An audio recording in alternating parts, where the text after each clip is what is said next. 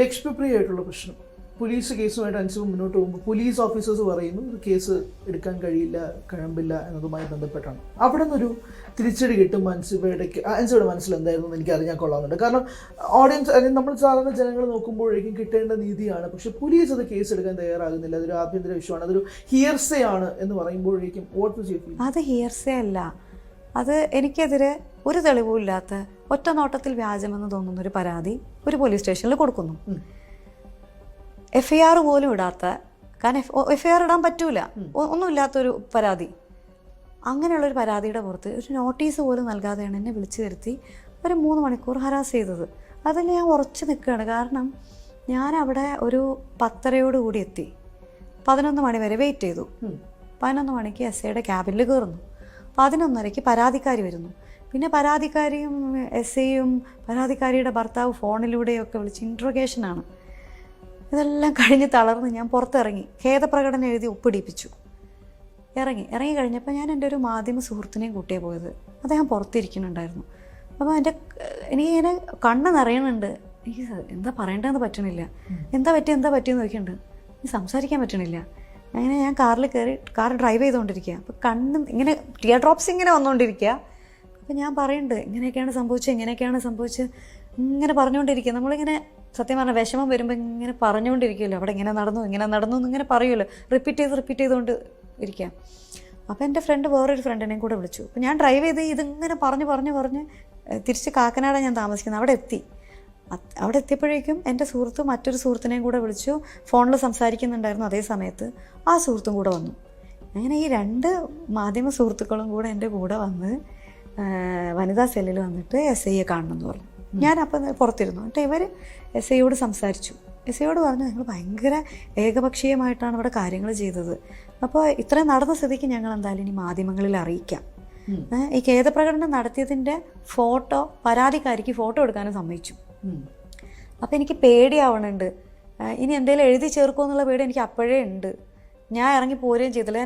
ഞാൻ പറഞ്ഞു എനിക്കും ഫോട്ടോ എടുക്കണം എന്ന് പറഞ്ഞപ്പോൾ സമ്മതിച്ചില്ല. ഇതിൽ എന്തൊക്കെ എഴുതി ചേർക്കുമെന്ന് എനിക്ക് അറിയില്ലല്ലോ, കാരണം ഞാൻ ഒപ്പിട്ട് കൊടുത്തതാണ്. ഒരു പബ്ലിക് ഡയറിയിലാണ് ഞാൻ ഒപ്പിട്ട് കൊടുത്തിരിക്കുന്നത്. അങ്ങനെ ഇവർ ചോദിച്ചപ്പോഴേക്കും അവസാനം മാധ്യമങ്ങളിൽ അറിയിക്കും എന്ന് പറഞ്ഞപ്പോൾ SI പറഞ്ഞു അൻസിബ വന്ന് ഫോട്ടോ എടുത്തോട്ടെ. അങ്ങനെ ഞാൻ അകത്ത് ചെന്നു, മൊബൈൽ ക്യാമറ ഓൺ ചെയ്ത് ഇങ്ങനെ ഫോട്ടോ എടുത്ത് ഇങ്ങനെ നോക്കിയിട്ട് ഇങ്ങനെ പുറത്ത് ഇറങ്ങുമ്പോൾ ഞാൻ അടിയിലെ ലൈൻ വായിച്ചപ്പോൾ ഞാൻ ഞെട്ടിപ്പോയി. അതായത് ഞാൻ പറഞ്ഞ ഖേദം നടത്തുന്നു എന്ന് പറഞ്ഞിട്ട് അതായത് ഈ ഒരു മെസ്സേജ് ഇനിയിപ്പോൾ മറ്റുള്ളവർക്ക്, എനിക്ക് അങ്ങനെ തോന്നിയിട്ടില്ല, ഞാൻ അങ്ങനെ ഒരു ഇൻറ്റൻഷനിൽ അയച്ച മെസ്സേജും അല്ല, മറ്റുള്ളവർക്ക് അങ്ങനെ തോന്നുകയാണെങ്കിൽ ഞാൻ ഖേദം പ്രകടിപ്പിക്കുന്നു എന്ന് പറഞ്ഞിട്ട് ഫുൾ സ്റ്റോപ്പാണ്. ഇതിനാൽ പരിഹരിച്ചിരിക്കുന്നു എന്നൊക്കെ എന്തൊക്കെയോ പറഞ്ഞിട്ട് SI എഴുതിയിട്ടുണ്ട്. അത് ഫുൾ സ്റ്റോപ്പ്. അപ്പോൾ നമ്മൾ ഫുൾ സ്റ്റോപ്പ് ഇടുമ്പോൾ ആ കുത്ത് ഇച്ചിരി വലിയ കുത്തായിരിക്കും. ഒറ്റ ഫുൾ സ്റ്റോപ്പല്ലേ നമ്മൾ ഇടുള്ളൂ, അതിനൊരു വലിയ കുത്തുണ്ട്. അതിൻ്റെ ഇടയിലൊക്കെ ഉള്ള കുത്ത് ചെറുതാണ്. പക്ഷെ അത് കഴിഞ്ഞിട്ട് അടുത്ത 2 ലൈൻ എഴുതി ചേർത്തിട്ടുണ്ട് SI. ഇതിന്മേൽ പരാതിക്കാരിയുടെ ഭർത്താവിന് ഇതിൻ്റെ ഒരു കോപ്പി മൊബൈൽ ഫോണിൽ വാട്സപ്പ് മുഖാന്തരം അയച്ചു നൽകിയിട്ടുണ്ട്. ഈ 2 വരി ഞാൻ ഒപ്പിടുന്ന വരെ ഇല്ലായിരുന്നു. അത് ഞാനിട്ട്, അതായത് ഖേദം പ്രകടിപ്പിക്കുന്നു, ഇതിനാൽ പരിഹരിച്ചിരിക്കുന്നു എന്ന് പറഞ്ഞിട്ടുള്ള സാധനം പറഞ്ഞിട്ടുള്ള ഫുൾ സ്റ്റോപ്പ് കഴിഞ്ഞിട്ടാണ് ഈ 2 വരി എഴുതി ചേർത്തിരിക്കുന്നത്.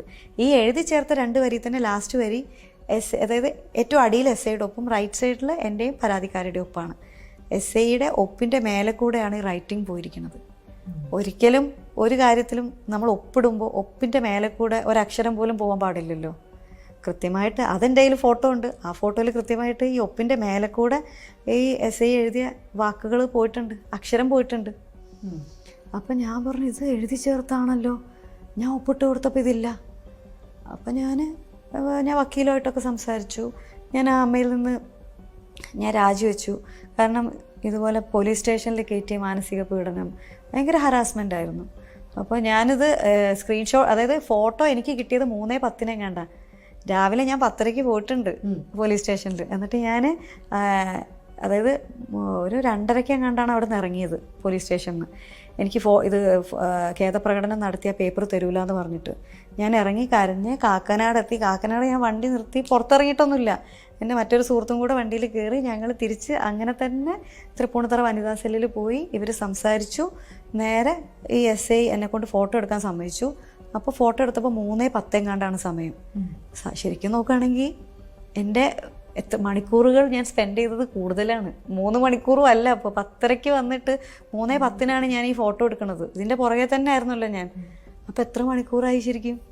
അപ്പോൾ അതിനുള്ള തെളിവ് എന്താണെന്ന് വെച്ചാൽ ഐഫോണിൽ ഫോട്ടോ എടുക്കുമ്പോൾ അതിൻ്റെ ഡേറ്റും ടൈമും ഐഫോൺ.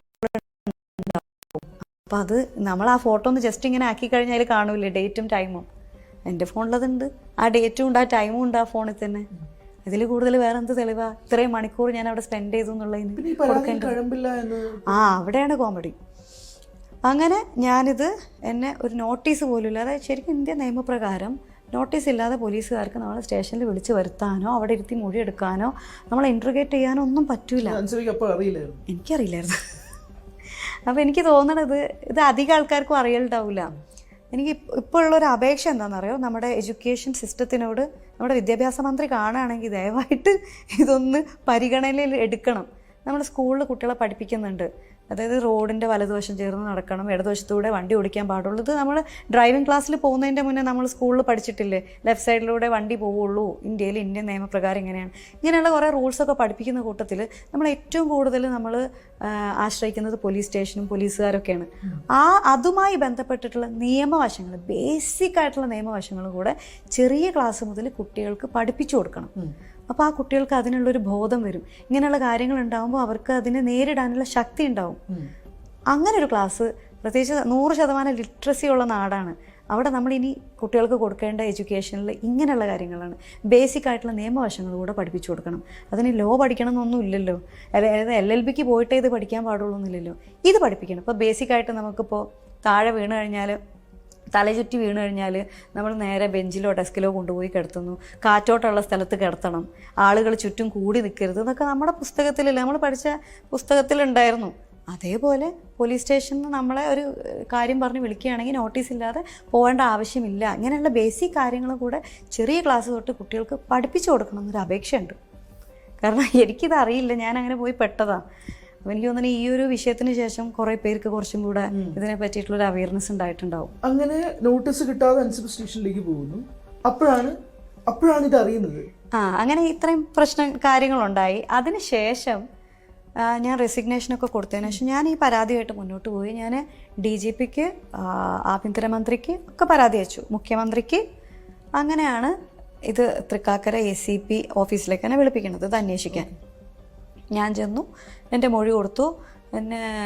എനിക്ക് അവിടെ തൃപ്പൂണിത്തുറ വനിതാ സെല്ലിൽ വെച്ചിട്ടുണ്ടായിട്ടുള്ള മാനസിക പീഡനങ്ങളെല്ലാം ഞാൻ പറഞ്ഞു. പക്ഷേ മൊഴി രേഖപ്പെടുത്തുമ്പോൾ ഒരുപാട് എഴുതാൻ പറ്റാത്തതുകൊണ്ട് കുറച്ചൊക്കെ ഞാൻ പറഞ്ഞു ഒപ്പിച്ചു. അതൊക്കെയാണ് എഴുതിയത്. അപ്പോൾ അതിൽ ഞാൻ കൃത്യമായിട്ട് മെൻഷൻ ചെയ്തിട്ടുണ്ടായിരുന്നു, ഖേദപ്രകടനം നടത്തി എന്നെക്കൊണ്ട് ഒപ്പിടിപ്പിച്ച ആ പേപ്പർ ഞാൻ രണ്ടാമത് പോയി വാങ്ങിച്ചപ്പോൾ 2 വരി SI രേഷ്മ മാഡം എഴുതി ചേർത്തിട്ടുണ്ടായിരുന്നു. അപ്പോൾ അതിലും എനിക്ക് പരാതിയുണ്ട്, അന്വേഷിക്കണം എന്ന് പറഞ്ഞിട്ട്. അങ്ങനെ എൻ്റെ മൊഴിയെടുപ്പ് കഴിഞ്ഞു. അതിനുശേഷം എനിക്കെതിരെ വനിതാ സെല്ലിൽ വ്യാജ പരാതി കൊടുത്ത ആ വ്യക്തി വന്നിട്ട് ആ വ്യക്തിയുടെ മൊഴി കൊടുക്കാൻ പോയി. മൊഴി കൊടുക്കാൻ വേണ്ടി ACP ഓഫീസിൽ കയറുന്നതിൻ്റെ മുന്നേ ഇവർ മാധ്യമങ്ങളോട് സംസാരിച്ച വീഡിയോസ് കണ്ടിട്ടുണ്ടാവുമായിരിക്കും.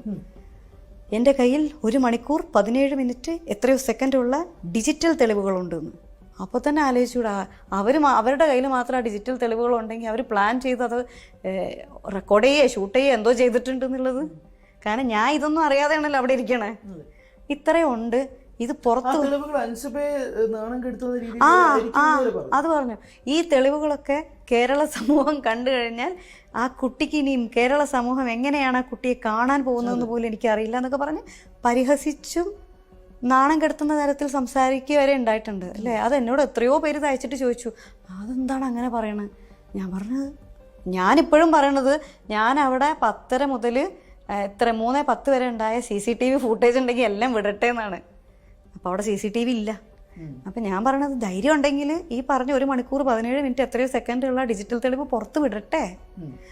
അപ്പോൾ അങ്ങനെ പറഞ്ഞിട്ട് കയറിയ ആളാണ് ഈ പരാതിക്കാരി.